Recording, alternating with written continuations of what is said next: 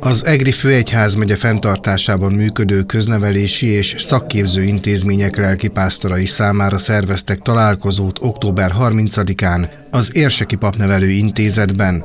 Az évente kétszer jelentkező értekezlet célja a lelkipásztorokat érintő speciális feladatok megvitatása.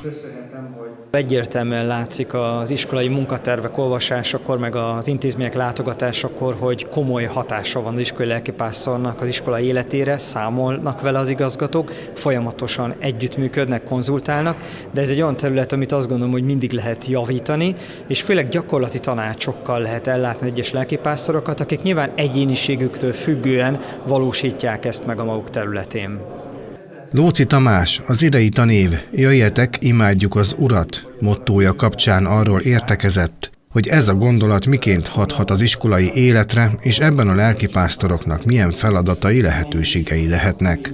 Juhász Ferenc pastorális helynök ezután számos az iskolai lelkipásztorokat érintő konkrét kérdésekben adott iránymutatást előadásában. A program további részében az aktuális feladatok ismertetésére került sor, de szó esett a korábban lezajlott igazgatók értekezletének eredményeiről is. A program érseki összegzéssel zárult, amelyet megelőzően lehetőség nyílt a személyes vélemények, gondolatok megfogalmazására is.